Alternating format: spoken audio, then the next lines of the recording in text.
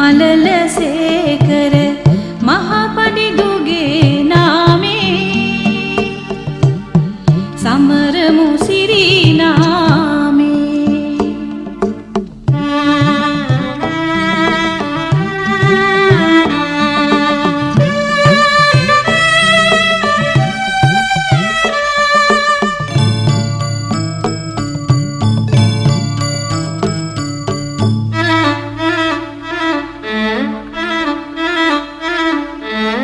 ඔබ වැනි පඬිරුව නෙක් නැත අප රට තවමත් ජනිත උනේ හෙළ බස පෙළ බස නන් බස තෙරපත් මෙසරද විය තානනේ දෙවලාදත් වදනි සුප්‍රාණෙනි සාහිත තරිඳුනි අප හිස ඔබට නෙමෙයි අප හිස ඔබට නෙමෙයි සමරමු සිරී නාමේ උවසුරු ගුණ පල් මලලසේකර මහපඩිදුගේ නාමේ සමරමු සිරී නාමේ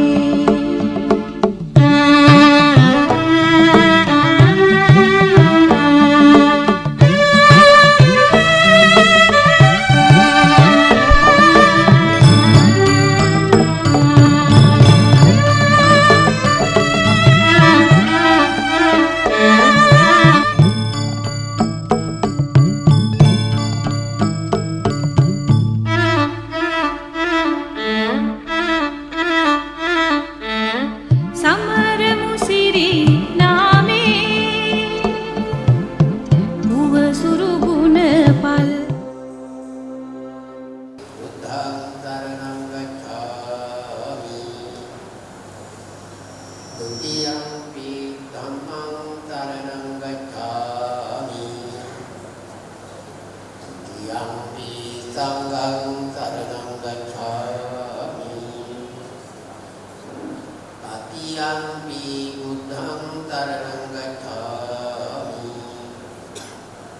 တတိယံ පි ධම්මං තරණං ගච්ඡාමි တတိယံ පි සංඝං තරණං ගච්ඡාමි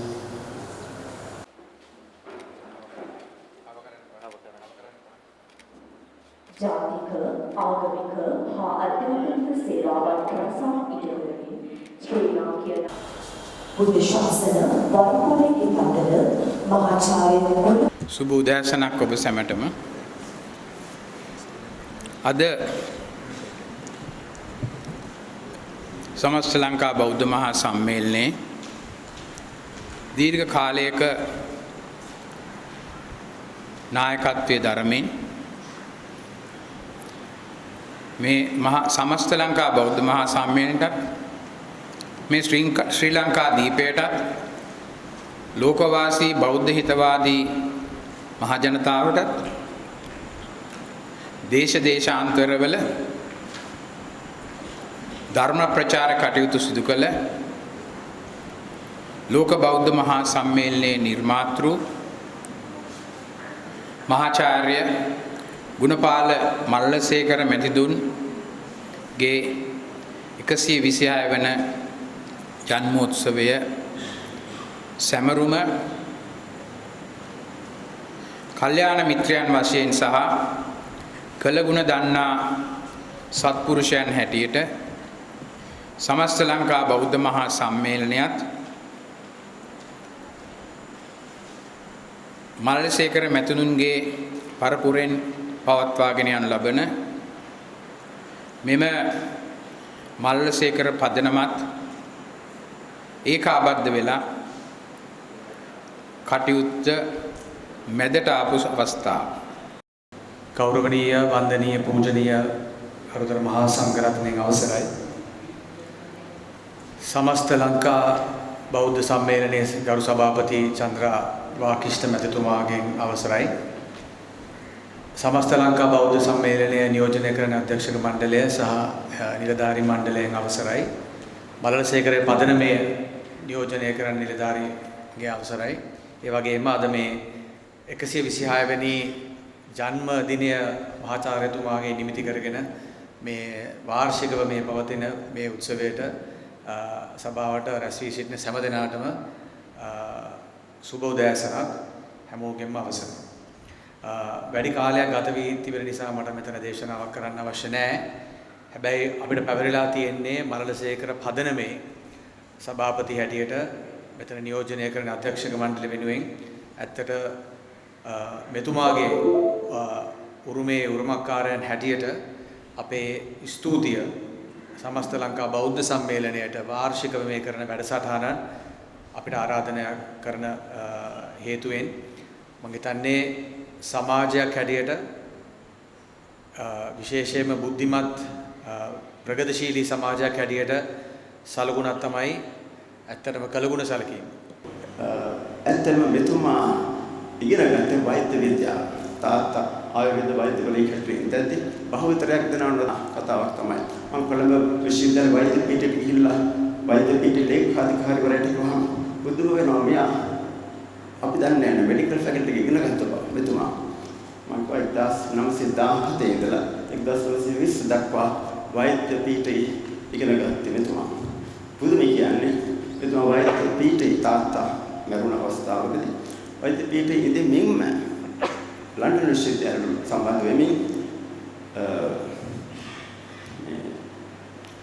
පාලි භාෂාව සහිත ශාස්ත්‍රවේදී නැත්නම් BA උපාධියක් කළා. එතුමා 1919 දී සම්පූර්ණ කරලා ඒ උපාධිය ලබා ගත්තා. මේ වෛද්‍ය පීඨයේ ඉන්න අතරමයි එතුමා ප්‍රාථමික මහා ප්‍රාතිහාර්ය කරපු කෙනෙක්. අධ්‍යක්ෂකම් දැනුම් ආදී අධ්‍යාපන කටයුතු සහ ලෝක කටයුතු යාත්‍රා කටයුතු හා සම්බන්ධව කතා කරද්දී එතකොට ඒ කටයුතු සිදු කරලා එතුමා ඊළඟ 1921 දී ආනන්ද විද්‍යාලයට බැඳිලා 1921 ඉඳලා එහි උගන්වමින් ඉඳද්දී 22 දී එතුමා පත් කරනු ලැබුවා කොළඹ මෙතුමා විසින් නියෝජ්‍ය විදුහල්පතිවරයා හැටියට ආනන්ද විද්‍යාලයේ අවුරුදු 22යි වයස එතුමාව වැඩ බලන විදුහල්පතිවරයා බවට පත් කරමින් නොයි පොළොරත්න මහතා ඉංගලන්තයට ගියේ අවුරුදු 23ක් වයස පුද්ගලයෙක් හැටියට අනිත් ආචාර්යවරුන් වතිකුත් සිටියදී පවා එතුමා ආනන්ද විද්‍යාලයේ ඒකාල ලෝක කරමින් කටයුතු කරගෙන ඒ ආනන්ද විද්‍යාලය සම්බන්ධයෙන් ඉංගලන්තයට ගිහිල්ලා කටයුතු කළේ අතකින් මම හිතන්නේ MA උපාධියක් සඳහායි මහනුවර දළදා මාලිගාව පදනම් කරගෙන ආරම්භ මෙම ආයතනයේ මූලිකත්වය දැන් අපිට නැහැ. ඉතින් මම හිතන්නේ මෙම අවස්ථාවේදී අප සියලු දෙනාම හිතට ගත යුතු දෙයක් තමයි මෙම ආයතනය යලිත් වරක් සම්පූර්ණ වශයෙන් නොවුණා සෑහෙන අන්දමිටෝ අප අතට ගැනීම. එම සඳහා අප සියලු දෙනාම බෞද්ධ සම්මේලනය මලසේකර පදනම ආදී ආයතන මගින් මේ සඳහා විශේෂ වෑයමක් කළ යුතුය යන්නයි මගේ අදහස.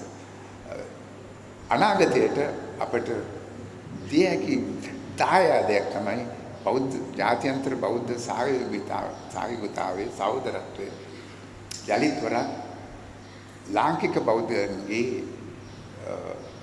බලමුළුවක් හැටියට ලබා ගැනීම. මෙහිදී තවත් කළ හැකි දේවල් තිබෙනවා. අද ලෝක බෞද්ධ ජනතාව ගත්තොත් ඔවුන් අතර සමගියක් නැහැ. දන්නවා OIC Organization of Islamic Countries කියන ආයතනය තිබෙනවා. මුස්ලිම් රටවල් සියලු දෙනාම මෙම ආයතනයේ සමාජිකයන්. බොහෝ කටයුතුවලදී ජාත්‍යන්තර කටයුතුවලදී ඔවුන් සමගිව ඉදිරියට එනවා.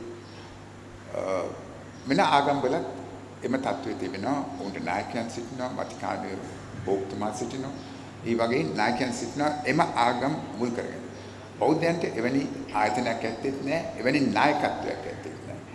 අපිට පුළුවන් මම හිතන්නේ අප ටිකක් වෑයම් කළොත් ජාත්‍යන්තර බෞද්ධ සහෝදරත්වය World Federation එක මූලික කරගෙන බෞද්ධයන් එකමුතු කර ගැනීම